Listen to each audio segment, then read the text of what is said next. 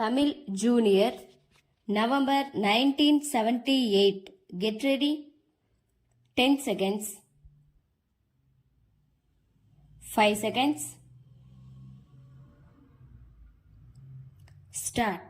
மாண்புமிகு மேலவை துணைத் தலைவர் அவர்களே, தமிழ்நாடு ஆளுநர் பேருரையின் மீது பேசுவதற்கான ஒரு வாய்ப்பை இன்று நான் பெற்றிருக்கிறேன். ஆளுநர் பேருரையில் எனக்கு முன்னாள் நண்பர் திரு கணபதி அவர்கள் கல்வித்துறை பற்றி, கல்வித்துறையில் உள்ள ஆசிரியர்களின் பிரச்சனை பற்றி, மாற்றங்களை பற்றி எதுவுமே இல்லாததால் ஏமாற்றம் ஏற்பட்டிருக்கிறது என்று கூறினார்கள். அந்த ஏமாற்றம் ஆசிரியர் சமுதாயம் பூராவுக்குமே இருக்கிறது, எனக்கும் இருக்கிறது என்பதை தெரிவித்துக் கொள்ளுகிறேன். அடுத்து, இந்த தனியார் பள்ளி ஆசிரியர்களுக்கு பாதுகாப்பற்ற நிலை நீண்ட நாட்களாக இருந்து வருகிறது. இந்த சட்டமன்றத்தில் ஒரு குழு நியமித்து ஆராய்ந்து சட்டம் கொண்டு வர வேண்டியிருக்கிறது. அந்த சட்டத்தை விரைவில் கொண்டு வர வேண்டும். கல்வித்துறையில் பல்வேறு மாநிலங்களில் கல்விக்காக வெவ்வேறு வாரியங்கள் அமைக்கப்பட்டிருக்கின்ற போது, இங்கும் தனியாக கல்விக்காக வாரியத்தை ஏற்படுத்த வேண்டும். இப்போது பல்வேறு துறைகளில் வாரியங்களை அமைத்திருக்கின்ற இந்த அரசும் கல்விக்காக இங்கே ஒரு தனி வாரியம் அமைத்து அது விரைவில் செயல்படுவதற்கான முயற்சிகளில் ஈடுபட வேண்டும்.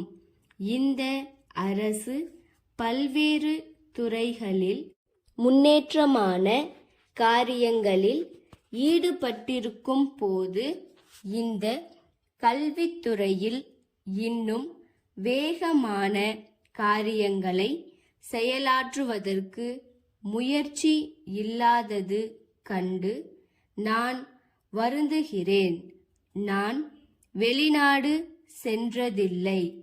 கல்வி அமைச்சர் வெளிநாடு சென்றுவிட்டு வந்து நிலைமையை இங்கே சொன்னார்கள்.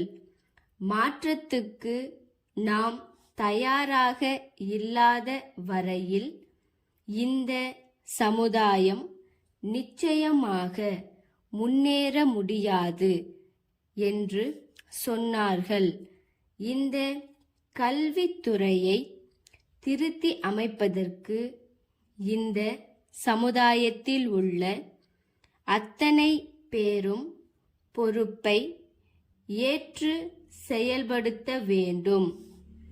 ஆசிரியர் சமுதாயம் அந்த பொறுப்பை ஏற்றுக்கொள்ளும்படி செய்ய வேண்டும். அப்படி செய்தால் இன்னும் கல்வித்துறை முன்னேற்றம் அடைய வாய்ப்பு ஏற்படும்.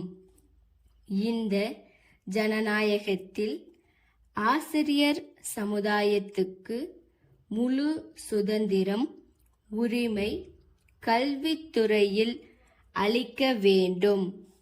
இதை அமைச்சர் ஏற்றுக்கொள்ள வேண்டும் என்று நான் விரும்புகிறேன்.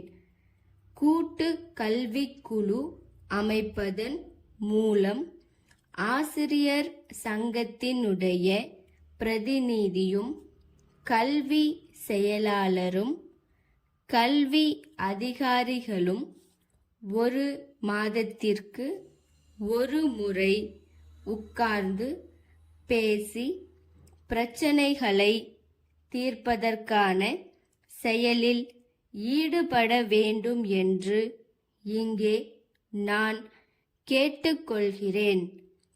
சென்னை போக்குவரத்து கமிஷனர் அரசாங்க உள்துறை செயலாளருக்கு எழுதிய கடிதம். ஐயா, சென்னை ஆட்டோ ரிக்ஷா சங்கத்தின் பொதுக்குழு கூட்டத்தில் ஏகமனதாக நிறைவேற்றப்பட்ட தீர்மானத்தை எனக்கு அனுப்பி வைத்துள்ளார்கள். அது பற்றி என் கருத்தை தெரிவிக்கிறேன். வெகு காலமாக ஆட்டோ ரிக்ஷா கட்டணம் கிலோமீட்டருக்கு 80 பைசா என்று இருக்கிறது. எவ்வளவோ விலைவாசி உயர்ந்தும் இக்கட்டணம் மாறாமல் அப்படியே இருக்கிறது.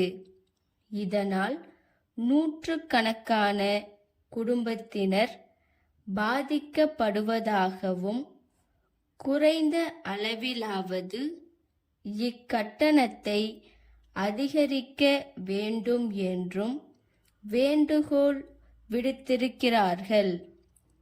இதை பரிசீலிக்க சில அவசியமான புள்ளி விவரங்கள் தேவைப்படுகின்றன.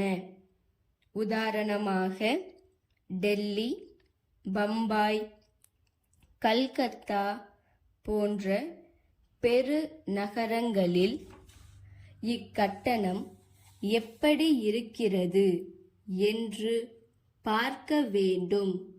ஒரு குழுவை அரசு அமைத்து அதன் பரிந்துரைகளை பெற்று ஆவண செய்யலாம். தங்கள் நம்பிக்கையுள்ள ஸ்டாப்